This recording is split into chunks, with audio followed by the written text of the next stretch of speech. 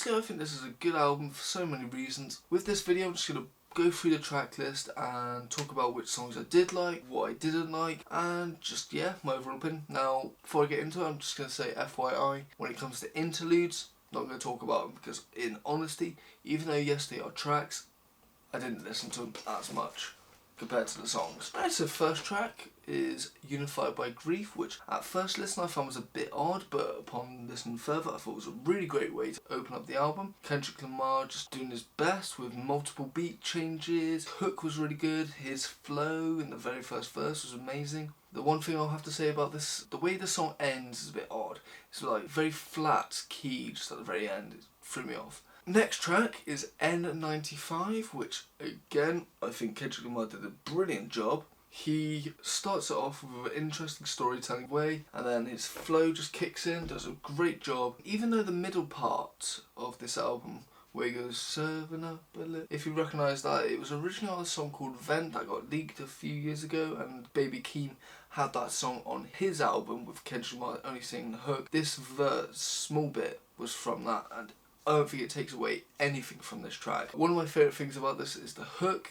Ew, you ugly as fuck. It just makes me laugh. It's kind of funny, really. The next track, Worldwide Steppers, is the first track on this album that made me go, oh, okay, maybe this is not a great album. It wasn't the greatest track. What he was talking about was interesting. The hook was definitely enjoyable, especially the beat. It's just his way of rapping. It was more talking than rapping, in my personal opinion. It really put me off. Next track is Die Hard, which I think was a really good love song, and not only did it have a beautiful beat and a great hook that reminded me of These Walls to an extent, it's just him, and it's Kendrick Lamar's flow is brilliant. Just him talking about being in a relationship where he feels like if he lets out his insecurities, maybe his partner will leave him. It was just, I really enjoyed it. I'd say the hook is definitely top 5 or maybe even top 3 in this album. The next and a definitely great track is Father Time, where Kendrick Lamar talks about the toxic masculinity his dad, unbeknownst to him, passed down to his son. And Kendrick Lamar talks about the traits that he saw with his dad and what he does in instance in modern times,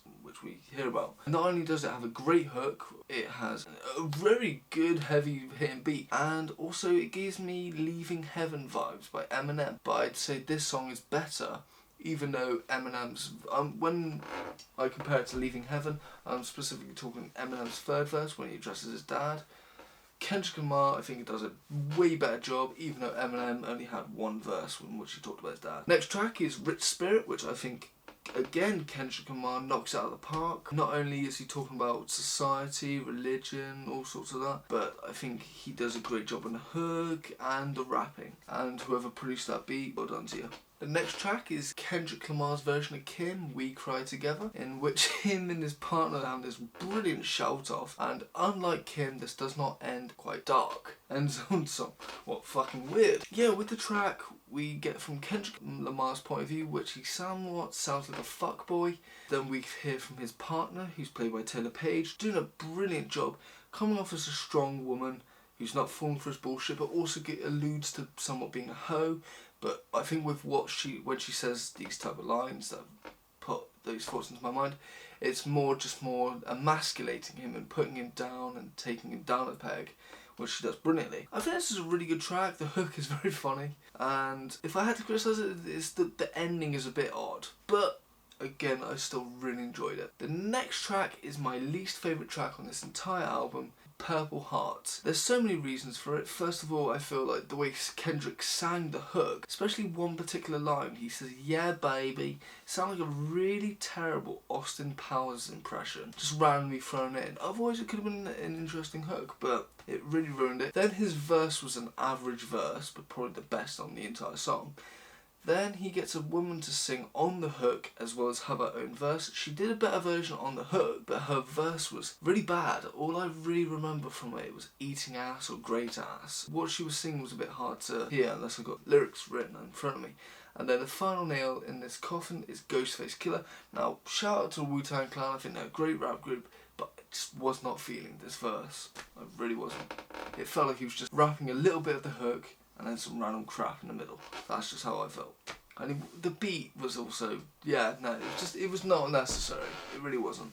On disc 2, second part to this album, Count Me Out, which was the first track. Honestly, it's one of my favourite tracks in this entire album. The way he starts off with the flow is amazing. The beat is beautifully produced, and just the hook itself is so fucking great.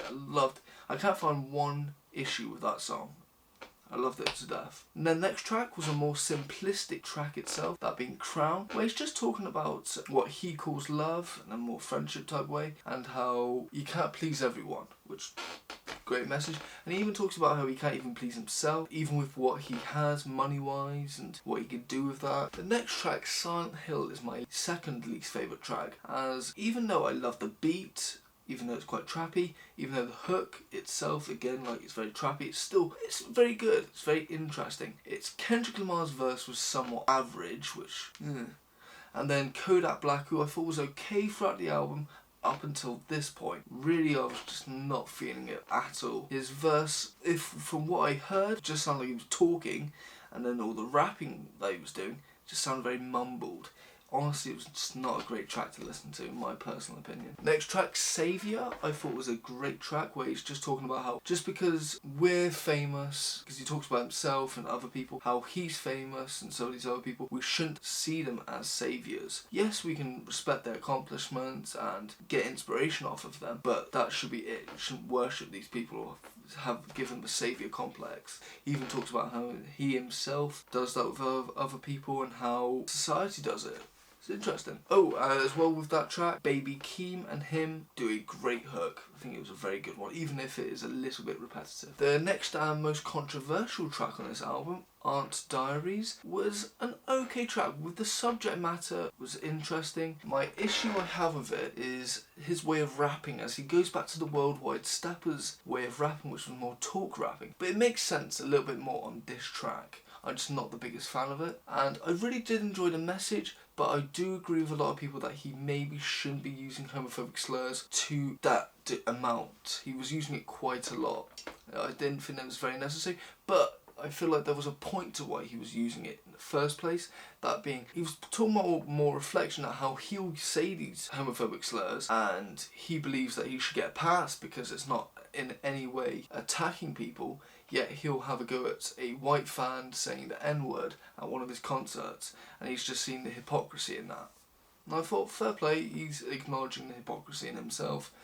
That's a great message, but at the same time, yes, I agree. Maybe I shouldn't be talking about it too much, as it's not my place, but anyway, yeah. The next track, Mr. Morale, honestly, brilliant track from start to finish. Pharrell did a brilliant job producing this beat. Kendrick Lamar killed it, and it's, I'd say, probably my favourite hook on the album. Die Hard, Mr. Morale, and Count Me Out, 3 best hooks and best tracks in the album. At this particular moment, my mind might change.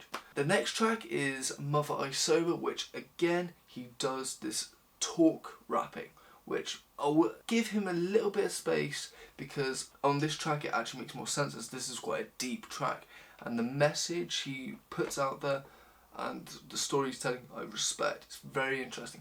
It's just not my favourite cup of tea, and it does put me off for repeat value, apart from the very end. That was very interesting. The criticisms aside, I still thought that the hook was very interesting, as well as the beat. And the last track, but definitely not the least in the slightest, is Mirror, where I have 2 interpretations of this track. The first interpretation, he is apologising to us, the fans, but saying that he had to fix himself. That's why it's taken so long to get this album, to which, fair play, good album. And the second interpretation, which is a bit, I hope is not true, is that this is his final album, and he's taking a break for an unspecified amount of time, because he does mention he's got a new daughter, and there's a certain line he mentions that he needs to get away from the world to fix himself, rather than being for the world so he can fix the world. Something along those lines. But yeah, I hope it's the former, as while I love this track, I wouldn't want it to be the last solo Kendrick Lamar track to hear. So overall, I really enjoyed this album, and while yes, there was a few tracks that I would somewhat get rid of or improve upon, it's still a great listen otherwise. Is it good? I'd say it's a very good album, and at this particular moment in time I would rate it 8 out of 10, but that can change. Obviously it's like been 5 days since I've heard this album. It could change later. Now, When it comes to recommendations, obviously I recommend his discography from Section 80, his very first debut album, Good Kid, Mad City, To Pimp a Butterfly, Damn, this one of course, and then his feature game is phenomenal. Few tracks that I'm a huge fan of is Love Game with him and Eminem, which he did an amazing job on. The first track I heard him on, I believe, might be wrong on that. So, Love Game with him and Eminem. Then there's Hood's Gonna Love It, which was him and J-Rock. That song might be familiar to some if you are a GTA 5 fan. If you've ever seen the trailer for Franklin, when they were showing off trailers for each character. He also did another track with J-Rock called Wow Freestyle, which came out in 2018. Definitely check that one out. Another track he did with Pusha T called Nostalgia, which a track alone is brilliant, but someone broke down his verse and it's really amazing. It shows the genius he puts into the pen and pad when writing these lyrics. Honestly, go check it out. And last track, but definitely not the least, is his verse on Control. Honestly, it changed my opinion on Kendrick, showing that he is a worthwhile rapper and way ahead of certain other rappers, even if Drake would like you to believe otherwise. Anyway, that's my review. Hope you go listen to the album, hope you go listen to more Kendrick Lamar.